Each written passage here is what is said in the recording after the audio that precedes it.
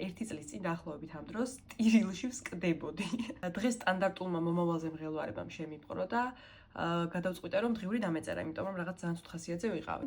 დავწერე ჩემი დღიური ფიქრები დავალაგე და გადავწყვიტე რომ ძველი ჩანაწერები წამეკითხა. გადავაწყდი ერთი წლის წინანდელ ჩანაწერს. ერთი წლის წინ დაახლოებით ამ დროს ტირილში ვსკდებოდი.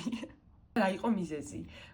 ანუ იმ პერიოდში ჯერ კიდევ ბიზნესში ვიყავი და უკვე დაინტერესებული ვიყავი ტვინის ფუნქციონირებით, ნეირომეცნიერებით, ფსიქოლოგიით და ნელ-ნელა ვიაზრებდი, რომ ეს იყო ის სფერო, რომელშიც მინდოდა რომ ყოფილიყავი. მაგრამ აი 10,000%-ით ვიყავი დარწმუნებული, რომ ჩემთვის ეს გზა უკვე ჩახერგილი იყო. იმიტომ რომ მაშინ მუშაობდი სრულიად სხვა სფეროში, ვერანაირად ვერ ხვდებოდი, რანაირად შეიძლებოდა, რომ 26 წლის ასაკში, მაშინ 26 წლის ვიყავი, შემესწავლა სრულიად ახალი სფერო და მე იქ დამემკვიდრებინა თავი. და მახსოვს გუგლავდი ხოლმე, რომ მეთქი 26 წლის ასაკში აბა თუ შესაძლებელია ნეირომეცნიერებები ვისწავლო. Fast forward დღეს ფსიქოლოგიის სტუდენტი ვარ, ტვინის ფუნქციონირებას ვსწავლობ და ზუსტად იმ საკითხის გარშემო ვაშენებ ბრენდს, რაც ერთი წლის წინ სრულიად მიუწვდომლად მეჩვენებოდა. ამ ყველაფრის ფონზე დღეს დილით ვიჯექი და ვნერვიულობდი ჩემს პერფორმანსზე და იმაზე თუ რამდენად გამომივიდოდა ის, რასაც ვაკეთებ. და ჩემი ერთი წლის წინანდელ თავს რომ დაენახა უბრალოდ რა პრობლემების წინაშე ვდგავარ დღეს, ალბათ არ ვიცი, თვალებს არ დაუჯერებდა და მეტყოდა რომ ვერ ხარ შენ კარგადო.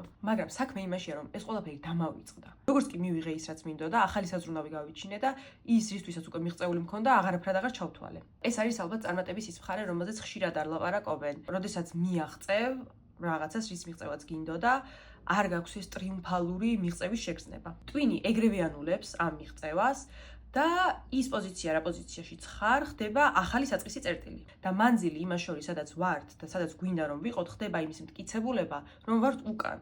და ეს გრძელდება უსასრულოდ. ეს არის ზუსტად ის მომენტი, როდესაც უნდა ჩავრთოთ მადლიერება. ყოველდღიურად უნდა გავახსენოთ საკუთარ თავს ჩვენი თავის ის ვერსია, რომელიც ყველაფერს გაიღებდა იმისთვის, რომ იქ ყოფილიყო, სადაც ახლა ჩვენ ვართ. იმიტომ რომ ამას თუ არ გავაკეთებთ, ეს მანკიერი წრე შენარჩუნდება, რომ მიზანი, ამ მიზნის მიღწევა, იმის შეგრძნება, რომ ეს ყველაფერი საკმარისი არ არის, მერე ისევ ახალი მიზანი და ასე უსასრულოდ. თლად უარყოფითად რომ არ გამოვაჩინო ეს მექანიზმი, მინდა ვთქვა, რომ დადებითი მხარე მასაც აქვს. ანუ ის გვეხმარება, რომ მუდმივად მოძრაობაში ვიყოთ და ერთ ადგილზე სტაგნაციაში არ გავჩერდეთ, რაც პრინციპში საკმაოდ დადებითი მხარე არის. უბრალოდ მადლიერების ელემენტს თუ გამოვტოვებთ, ამ მექანიზმთან გვიყალიბდება ძალიან ტოქსიკური ურთიერთობა, რომელიც მუდმივ დაუკმაყოფილებლობაში გვამყოფებს. დარწმუნებული ვარ, მომავალი ძალიან ბევრი სიურპრიზით იქნება სავსე და დღეს მართლა არ ვიცი ეს გზა სად მიმიყვანს და ბუნებრივია რომ ამ საკითხზე ხანდახან ვშფოთავ ხოლმე კიდევაც, მაგრამ მახსოვს რომ ჩემი ერთი წლის წინანდელი თავი ამ პრობლემებადაც კი ვერ აღიქვავდა. ხო და მიუხედავად იმისა რომ დღევანდელ ჩვენს პრობლემებს ეს ვერ მოაგვარებს, მაინც ჩემი აზრით ღირს რომ ეს ყველაფერი გვახსოვდეს.